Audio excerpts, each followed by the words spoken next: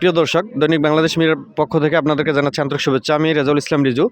এই মুহূর্তে অবস্থান করতেছি দিনাজপুরে ১ আসনের বীরগঞ্জ পৌরসভার বীরগঞ্জ সরকারি কলেজ ১ নম্বর সেন্টারে আমরা আছি। আপনারা দেখতে পাচ্ছেন এখানে এই মুহূর্তে অবস্থান করতেছে বাংলাদেশ জামাতে ইসলামী মনোনীত দিনাজপুর ১ আসনের এমপি পদপ্রার্থী জনাব মতিউর রহমান। আমরা ভাইয়ের কাছে একটু শুনতে যাবো তিনি কেন্দ্র পরিদর্শন করতেছেন, আসলে কি মনে করতেছেন। ভাই, আপনি কেন্দ্র তো পরিদর্শন করতেছেন, এখন পর্যন্ত আপনার কাছে কি মনে হচ্ছে?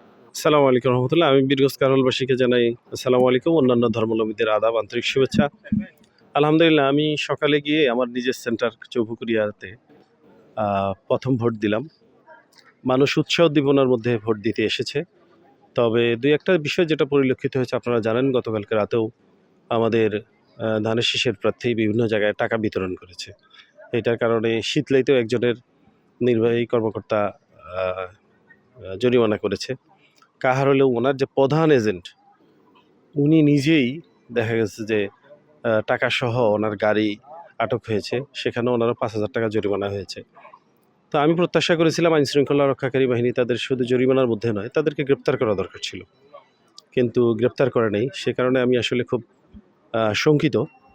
তারপরও আমরা চেষ্টা করছি সবার সাথে কমিউনিকেশন রেখে, প্রত্যাশা করছি সেনাবাহিনী এবং আইন শৃঙ্খলা রক্ষাকারী যারা আছে তারা সুষ্ঠু একটা নির্বাচন উপহার দিবে। কিন্তু গতকালকের রাতের যে চিত্র, সেটাতে আমি অনেকটা সন্দিহান অবস্থায়। যে দুষ্কৃতিকারী যে টাকা বিতরণ করছে তাকে হাতে নাতে পাওয়া গেল, তাকে তো ছেড়ে দেওয়ার কিছু নেই, তাকে গ্রেপ্তার করতে হবে, কারণ সে তো ৫,০০০ টাকা জরিমানা দিয়ে আবার অকারেন্স করতে পারে। তো এটা হচ্ছে আমাদের একটা বলা যায় বিষয়টা দুঃখজনকই। আর বিভিন্ন জায়গায় রাত্রিবেলা দেখলাম যে তারা আমাদের ভোটারদেরকে হুমকি দিচ্ছে যেন ভোট সেন্টারে যাইতে না পারে। এমনও কথা বলছে যে ১২ তারিখের পরে কিন্তু ১৩ তারিখ হবে, যেন ভোট যদি তারা সরকার গঠন করবে, লোকজনকে তখন দেখে নিবে। বলা যায় যে একটা হুমকি ধামকির মধ্যেই চলছে। তো দোয়া করবেন। আমরা আইন শৃঙ্খলা রক্ষাকারী বাহিনীর সাথে কথা বলছি। তবে আলহামদুলিল্লাহ বীরগঞ্জ কারুল্লায় আইন শৃঙ্খলা রক্ষাকারী এখন পর্যন্ত তারা অনেকটা অপারেট করছে আমাদের সাথে।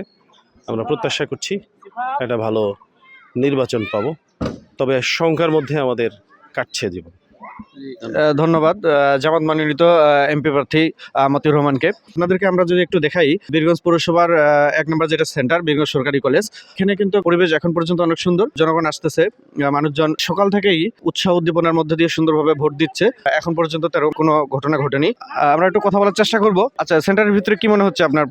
পরিবেশ সুন্দর আছে এই পর্যন্ত, এখন পর্যন্ত কোনো সমস্যা নাই। আচ্ছা, ভোট দিতে পারে আপনাকে কেমন মনে হচ্ছে? মানে অনেক দীর্ঘদিন পর অনেক আনন্দিত মনে হচ্ছে আর কি।